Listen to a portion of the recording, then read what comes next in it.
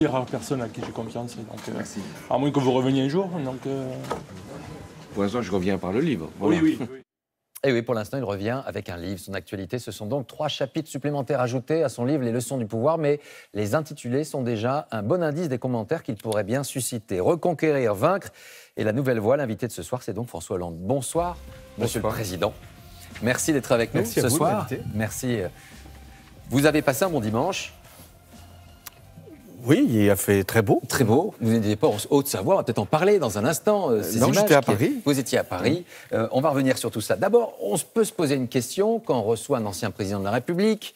On se demande qui on reçoit vraiment. Alors, je vais vous proposer un petit QCM avec quelques petites propositions. Quelle case allez-vous cocher? D'abord, je reçois un auteur à succès. Oui. Oui, mais j'allais dire, tout président qui écrit, quand il a quitté le pouvoir, est un auteur à succès. Parce que, comme l'ont dit ses lecteurs, les miens, mais ça pourrait être de mes prédécesseurs, ils ont envie de savoir, ils ont envie de comprendre. Ils ont envie même de connaître la personnalité qui les a dirigés, surtout dans une période qui a été très éprouvante. Donc, ils viennent chercher la personne, j'allais dire l'homme, plutôt que simplement l'ancien président ou le président. Je reçois aussi quoi? Un homme qui n'a pas arrêté la politique. Non, parce que la politique, ce n'est pas simplement une carrière, ce sont des idées, des convictions. Je les ai eues très tôt. Donc ça continue. Je les aurai jusqu'à la fin de mes jours, je pense. Membre du Conseil constitutionnel, mais qui ne siège pas. Pourquoi? Pour quelle raison? Parce que ça fait un peu retraité, sincèrement? Non, parce que j'avais posé ce principe dès mon élection, que si je devenais ancien président, ce qui finalement était une hypothèse, je ne siégerais pas au Conseil constitutionnel. Et je pense même que ça devrait être une réforme pour les années qui viennent. Pourquoi? Parce qu'un ancien président, il a participé à l'élaboration de la loi ou de textes importants qui ont pu être adoptés sous différentes formes juridiques. Et après, devenir juge de ses propres textes ou juge même de son successeur, et ça peut aussi ça me paraissait contraire. Précipiter une forme d'empêchement, de devoir de réserve absolue, de ne plus intervenir dans la vie politique. C'est vrai. Je reçois également un avocat. Vous n'avez pas porté la robe depuis des années. Comme Nicolas Sarkozy, c'était impossible de redevenir avocat? Je l'ai été, vous le rappelez. Oui, je pense que ce n'était pas aujourd'hui dans le domaine de mes choix. Vous dites que vous êtes un homme de passion secrète pour le mystère. C'est parfois utile en politique. On se souvient de cette déclaration que vous avez faite aux Français. Aucun de vos collaborateurs ne savait auparavant que vous alliez décider de ne pas vous représenter. Est-ce qu'un jour, depuis, vous avez eu un regret? Vous vous êtes dit, j'aurais dû y aller? Oui, je pensais que vous alliez me poser la question, est-ce que j'ai eu un regret de ne pas en avoir parlé à d'autres qui m'auraient peut-être convaincu? Non, on tourne la page, on passe le mystère, je pense qu'il est très lié à la solitude même de la décision politique lorsqu'elle s'exerce au plus haut niveau. Bien sûr que je peux avoir des regrets, mais il est trop tard et on ne vit pas avec des regrets. On vit avec des espoirs ou une volonté ou des projets. Et mon tempérament est plutôt de regarder le passé lucidement avec les erreurs qu'on a pu commettre, y compris peut-être celle-là, mais aussi avec l'idée que l'on peut être utile. Y compris peut-être celle-là. Une dernière case, êtes-vous un candidat, allez, regardez, à rien pour le moment, mais en fait, on ne sait jamais. Vous voyez, cette formule, elle est un petit peu ambiguë, mais... Oui, non. Mais je ne vais pas vous répondre de manière ambiguë, je vais vous répondre de manière sincère. Je comprends qu'on me pose cette question, mais tout de suite, il y a un soupçon d'intérêt. Je ne cherche rien pour moi-même. Rien pour moi-même. Pourquoi? Parce que j'ai été président. J'ai accompli mon destin. Donc je ne suis pas en recherche d'un avenir qui serait simplement personnel. Je m'intéresse et je suis préoccupé par mon pays, par l'état du monde. Et j'allais dire, c'est mon rôle aujourd'hui que d'alerter. Qu'est-ce qui vous manque le moins de l'Élysée? Décider. Ça, c'était très important pour moi, parce que décider pour la France. En revanche, ce qui me manque le moins, c'est le protocole, le lieu lui-même, qui est un lieu... pesant. Je regardais un reportage à la télévision sur Georges Pompidou, ça remonte à loin, qui vivait à l'Élysée et qui en souffrait. Parce que même à l'époque, il n'y avait pas ces conditions de sécurité aussi draconiennes. N'oublions pas que j'ai été président au moment où les attentats ont été à leur paroxysme.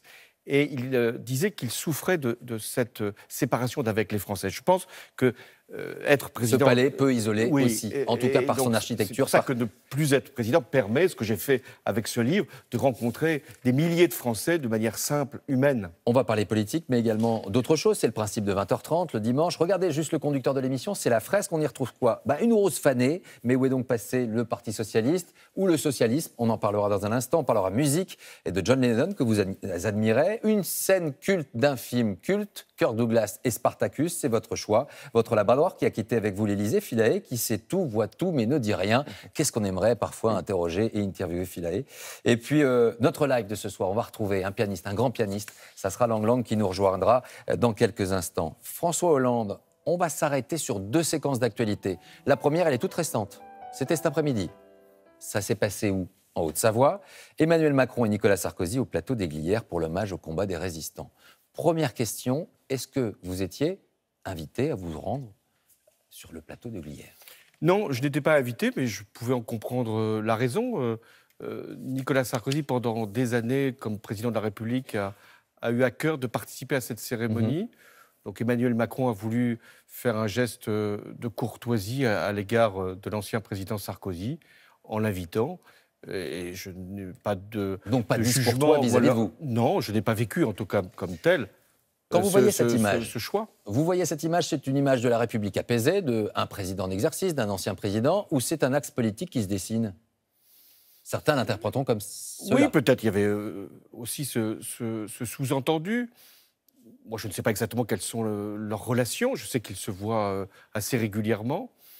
Peut-être qu'il y a une bonne entente personnelle. Ce que je crois surtout, c'est que finalement, Emmanuel Macron, aujourd'hui, est plus proche des idées de Nicolas Sarkozy que des miennes. Donc plus proche de la droite. On le voit clairement depuis quelque temps dans votre livre et dans les nouveaux chapitres qu'on a pu lire en exclusivité. On retrouve beaucoup de choses. Vous l'aviez déjà dit, président des riches, mais même des très riches, sur l'exaspération des retraites. Votre point de vue sur l'ISF est assez clair. Jamais on n'aurait dû toucher à cet impôt. On le voit effectivement, une forme d'arrogance, page 443 de votre livre, et puis un certain nombre de choses. Vous avez déjà eu des conversations depuis que vous avez quitté l'Élysée avec Emmanuel Macron. On s'interroge tous sur ces questions-là. Un président en place, vous l'avez effectivement bien connu. Est-ce que vous vous êtes parlé?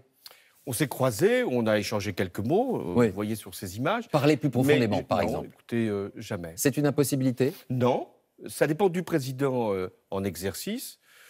Moi, je suis toujours disponible, je suis non pas un responsable, je ne suis pas un acteur politique. Mais on a l'impression que j'ai une expérience, je peux la livrer, mais je comprends aussi très bien, j'ai été président, que nous ne soyons pas toujours tentés de voir nos prédécesseurs. C'est une possibilité d'agir. Aujourd'hui, on a l'impression que vous êtes rentré dans une nouvelle séquence, une séquence qu'on pourrait qualifier d'affrontement. Est-ce que vous êtes rentré dans un affrontement clair avec, finalement, Emmanuel Macron? Non, je ne me situe pas sur ce terrain-là. Oui, mais les critiques sont là. Et quand j'ai exprimé des critiques, bien avant qu'il se produise la crise sociale que l'on a rencontrée, c'était pour qu'on tienne compte de ce que je comprenais, ce que je rencontrais comme Français. Et lorsque j'ai parlé de très riches, c'était parce que les mesures qui avaient été prises, à l'évidence, troublaient les Français. Pourquoi accorder aux plus fortunés des avantages et augmenter la CSG ou d'autres impôts, notamment sur les carburants, pour le plus grand nombre, et voire même pour les plus modestes? Ce n'était pas pour chercher à créer une polémique ou à régler je ne sais quelle rancune. Je ne suis pas du tout dans cet esprit. Donc c'est un président qui est devenu de droite, finalement, qui a évolué depuis la période où vous l'avez côtoyé. Mais moi, je l'avais comme collaborateur et je l'ai nommé ministre. Il suivait la politique que je fixais. Et aujourd'hui? Et aujourd'hui, il fixe la sienne. Et c'est qui est très différente. Eh bien, c'est son droit et c'est sa légitimité. Clairement très différente de la vôtre. Elle est différente. Sur certains points, il peut y avoir des continuités. Il y a toujours des continuités sur le plan international, sur le plan européen. Et heureusement que de président à président, quels que soient les clivages politiques, il y a la France qui avance. Mais économiquement et socialement, il est de droite ou pas? Socialement et fiscalement, sur le plan notamment de la lutte contre les inégalités et même pour l'emploi, oui, je pense que ces choix sont plutôt ceux du libéralisme plutôt que du socialisme ou de la social-démocratie que je représente. Cette rencontre avec lui, moi j'aimerais bien l'organiser. Si d'aventure un débat était possible, il pourrait être envisageable de vous, face à lui, sur un plateau de télévision. Est-ce qu'on lance une invitation au président de la République? Oui, non? Je pense, Laurent Delahousse, qu'un président ne discute pas publiquement. Ne débat pas? Non, je pense que c'est très difficile de débattre avec son prédécesseur. Parce que, d'abord, le prédécesseur, il n'a plus de légitimité dans l'action. Il a laissé la place. Donc, quand on est acteur, on doit débattre avec les personnalités politiques, suffisamment d'informations. Et si j'ai un conseil à donner, ce n'est pas de chercher un débat pour moi-même, c'est que je pense qu'on a absolument besoin, dans une démocratie comme la nôtre, qui est fragile, on l'a vu, qui vit une crise de la représentation, on a besoin de relégitimer les acteurs, les partis politiques, les syndicats. Et c'est peut-être d'avoir manqué à ce dialogue qu'il y a eu ces difficultés. Est-ce qu'à un moment donné, on ne peut pas se poser la question de savoir si les Français se disent « Voilà, on a un ancien président de la République qui a travaillé avec le nouveau. Est-ce que ces deux hommes, vous ne vous parlez pas, vous l'avez dit, vous ne débattez pas, on peut le comprendre et on l'entend, mais peut-être qu'un jour, ce débat aura lieu en temps voulu. On a du mal à imaginer que vous ne vous parliez pas, que finalement, plutôt qu'un livre, plutôt que d'attaque, vous ne soyez pas dans une quête, finalement, d'unité nationale et d'avancée. Mais ça, c'est à la discrétion du président en exercice. Et de l'ancien aussi. Je vais prendre un exemple. Quand se sont produits les attentats du mois de janvier 2015, puis ensuite du 13 novembre, j'ai consulté tous les anciens présidents. Parce que je considérais qu'il y avait là une nécessité, d'abord, d'associer toutes les personnalités et une unité nationale qui devait être constituée.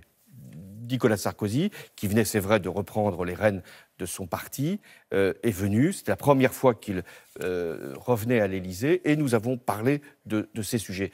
Et à chaque fois, j'ai veillé à le faire, y compris avec Jacques Chirac, même s'il était malade, ou même Valéry Giscard d'Estaing. Ça, c'est légitime.